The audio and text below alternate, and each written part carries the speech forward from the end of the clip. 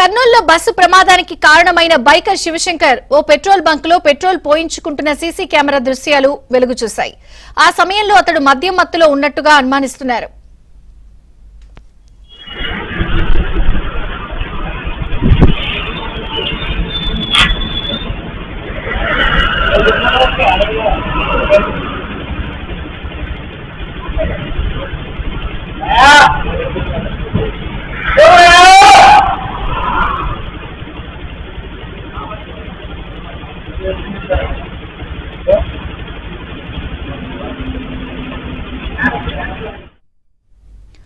కర్నూలులో బస్సు ప్రమాదానికి కారణమైన బైకర్ శివశంకర్ ఓ పెట్రోల్ బంకులో పెట్రోల్ పోయించుకుంటున్న సీసీ కెమెరా దృశ్యాలు వెలుగు చూశాయి. ఆ సమయంలో అతడు మద్యం మత్తులో ఉన్నట్టుగా కూడా అనుమానిస్తున్నారు.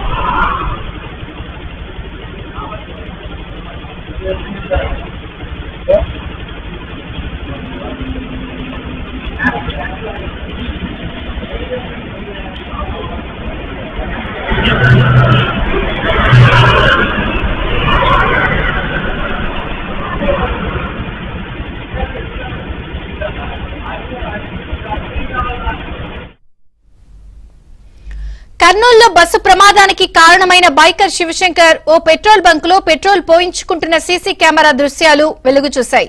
ఆ సమయంలో అతడు మద్యం మత్తులో ఉన్నట్టుగా అనుమానిస్తున్నారు. బైక్ లో పెట్రోల్ కొట్టించుకున్న తర్వాత అక్కడి నుంచి బయలుదేరి వెళ్లిన శివశంకర్ చిన్నటేకూరు సమీపంలో జరిగిన రోడ్డు ప్రమాదంలో ప్రాణాలు కోల్పోయాడు. శివశంకర్ వెంట ఉన్న మరో యువకుడు ఎవరా అని కూడా పోలీసులు ఆరా తీస్తున్నారు.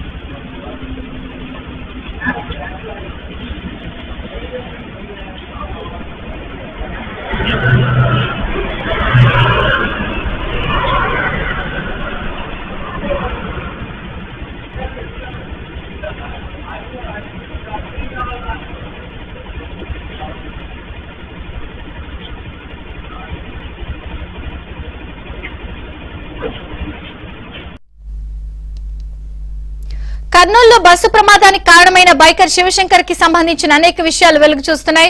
అతను మద్యం మత్తులో కూడా ఉన్నట్టుగా అనుమానిస్తున్నారు. సీసీ కెమెరాలో పెట్రోల్ బంక్ దృశ్యాలు కూడా రికార్డ్ అయ్యాయి.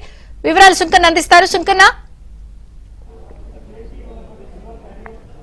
విజయచంద్రిక 44వ జాతీయ రహదారిపైన నిన్న అర్ధరాత్రి బైకుపై ప్రయాణిస్తూ కావేరీ ట్రావెల్స్ బస్సు ఢీకొని మృతి చెందిన శివశంకర్ మృతిలో కీలక విషయాలు కూడా వెలుగులోకి వస్తున్నటువంటి పరిస్థితి.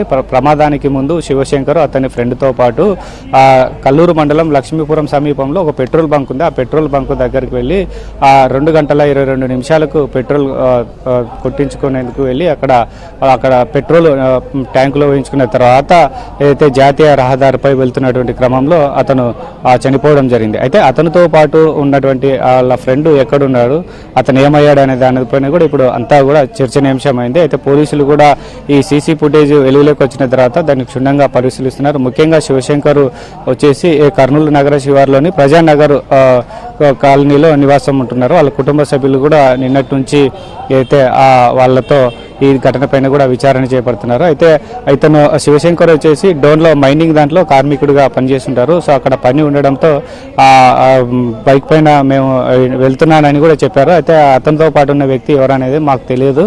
సో రీసెంట్గానే ఈ శివశంకర్కు పెళ్లి కూడా నిక్షమైనట్లు తెలుస్తుంది. అందరూ కూడా త్వరలోనే వాళ్ళ కుటుంబంలో వివాహ కార్యక్రమానికి అంతా కూడా ప్రిపరేషన్ అవుతున్నటువంటి సందర్భంలోనే ఈ శివశంకర్ కూడా రోడ్డు ప్రమాదంలో మృత్యువాట పడ్డాడు. అయితే ఈ శివశంకర్ బైకు వి కావేరీ ట్రావెల్స్ బస్సు కింది భాగంలో ఉండడంతో ఆ బస్సు డ్రైవర్ గమనించకపోవడం వల్ల అలాగే ముందుకు తీసుకెళ్లిన తర్వాత అది బస్సు అంతా కూడా అగ్నికి ఆహుతి కావడం, అందులో 19 మంది సజీవ దహనం కూడా రాష్ట్ర వ్యాప్తంగా దేశవ్యాప్తంగా కూడా చాలా సంచలనాత్మకమైనటువంటి ఘోర ప్రమాదంగా ఇది వెలుగులోకి వచ్చినటువంటి నేపథ్యంలో ఈ ఘోర ప్రమాదంలో ఈ బైకర్ శివశంకర్ మృతి కూడా చాలా కీలకంగా మారినటువంటి పరిస్థితి. అతనే నిన్నటి నుంచి కూడా చాలా సస్పెన్షన్ నెలకొంది. అతనే ఎదురుగా వెళ్ళి బస్సును ఢీకొన్నాడా లేకుంటే బస్సు డ్రైవరు అతన్ని ఢీకొనడానికి కూడా చాలా చర్చనీయాంశమైన నేపథ్యంలో పోలీసులు కూడా ప్రిస్టేజ్గా తీసుకుని దీన్ని చాలా లోతైన దర్యాప్తు చేసిన తర్వాత బైకరు ముందుకు ముందు వెళ్తుండగా ఆ బస్సు డ్రైవరే అతన్ని ఢీకొనడంతో అతను రోడ్డు పక్కన ఒరిగిపడ్డాడు. బైక్ మాత్రం రోడ్డు మీద పడడంతో ఆ బస్సు డ్రైవర్ అది గమనించగా ఆ బైకును కూడా ముందుకు వీడ్చుకెళ్లడంతో ఈ ప్రమాదం జరిగిందని కూడా ఏదైతే పోలీసులు వెల్లడించినటువంటి పరిస్థితి. అయితే ఇప్పుడు చాలా హాట్ టాపిక్ ఏంటంటే అతనితో పాటు ఉన్నటువంటి యువకుడు ఎక్కడున్నాడు, అతను ఏమయ్యాడు, ఉన్నాడా, చనిపోయినాడా, ఉంటే ఎక్కడున్నాడు అనేది అని కూడా చాలా చర్చనీయాంశమైంది. పోలీసులు కూడా దీనిపై కూడా ఏదైతే ఆరా తీస్తున్నటువంటి పరిస్థితి. విజయ చంద్రిక. ఓకే శంకన్న, థ్యాంక్ యూ.